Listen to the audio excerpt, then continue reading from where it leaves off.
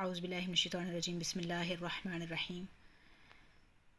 Viewers, मैंने आपको समझाने के लिए हरक़ात व मुदल्लिन के बारे में ये पेज पे ये छोटी सी मशक़ तैयार की है। इंशाअल्लाह ताला आपको समझ आ जाएगी। अगर आपको इसमें इंटरेस्ट हुआ और आपने इस वीडियो को गौर से देखा तो इंशाअल्लाह ताला आपके कॉन्सेप्ट बहुत ज़्यादा क्लियर हो जाएंगे कि ज़बर और ज़ेर पेश, खड़ी ज़बर, खड़ी ज़ेर, उल्टा पेश, इसमें इन सब को पढ़ने में किस तरह से ये एक दूसरे से मुख्तलिफ़ हैं और मदोलिन के बारे में भी इंशाअल्लाह ताला कॉन्सेप्ट आप लोगों का क्लियर हो जाएगा। व्यूअर्स, सबसे पहले लिखा है बा ज़बर बा। आप दोनों को पढ़ने में बा ज़बर बा और बा ज़बर अलिफ बा, इन दोनों के पढ़ने में किस तरह से डिफरेंस होगा, फ़र्क होगा, आपको यहाँ से समझ आ जाएगी। बा ज़बर बा, बा ज़बर अलिफ बा, बा ज़बर बा, बा ज़बर अलिफ बा। देखें, ज़बर ज़ेर पेश को थोड़ा सा भी नहीं खींचा जाता, तो आपने नोट किया होगा कि इसको बा को हमने खींचा नहीं है, लेकिन जब इसके साथ अलिफ आया है तो हमने इसको थोड़ा सा खींचा है, क्योंकि ये हरूफ मद्दा है। हरूफ मद्दा अलिफ वाव या 3 है।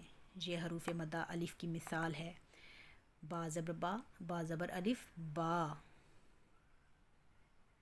और बा ज़बर बा इक्वल है बा खड़ी ज़बर बा के।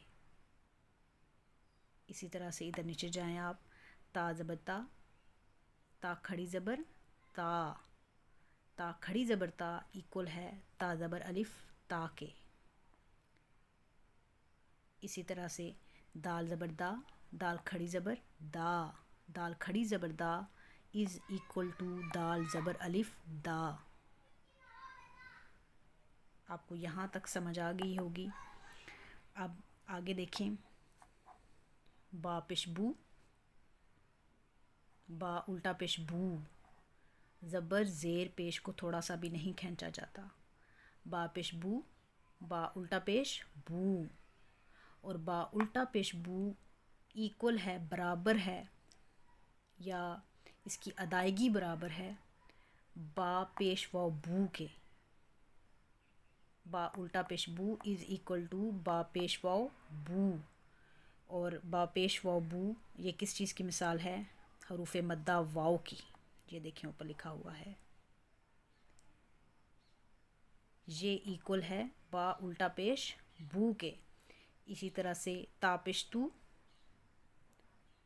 ता उल्टा पेश तू, ता पेश तू, ता उल्टा पेश तू, और ता उल्टा पेश तू बराबर है अदायगी में ता पेश वाव तू। इन दोनों को इक्वली पढ़ा जाएगा। ता उल्टा पेश तू इज़ इक्वल टू ता पेश वाव तू। ये हरूफ मद्दा वाव की दूसरी मिसाल है। दाल पेश दू, दाल उल्टा पेश दू, ये फ़र्क आपने रखना है। दाल पेश दू, दाल उल्टा पेश दू, और दाल उल्टा पेश दू इज़ इक्वल टू दाल पेश वाव दू। ये हरूफ मद्दा वाव की मिसालें हैं, एग्ज़ाम्पल्स हैं हरूफ मद्दा की। और बा ज़बर अलिफ बा, ता ज़बर अलिफ ता, दाल ज़बर अलिफ दा, ये एग्ज़ाम्पल हैं हरूफ मद्दा अलिफ की। बा ज़बर अलिफ बा इक्वल टू बा खड़ी ज़बर बा, ता ज़बर अलिफ ता इज़ इक्वल टू ता खड़ी ज़बर ता, दाल ज़बर अलिफ दा इज़ इक्वल टू दा खड़ी ज़बर दा। अब रह गया हरूफ मद्दा या। इसकी मिसाल आपको इधर नीचे दी है। इसकी मिसाल है बा ज़ेर या बी, हरूफ मद्दा या की मिसाल है।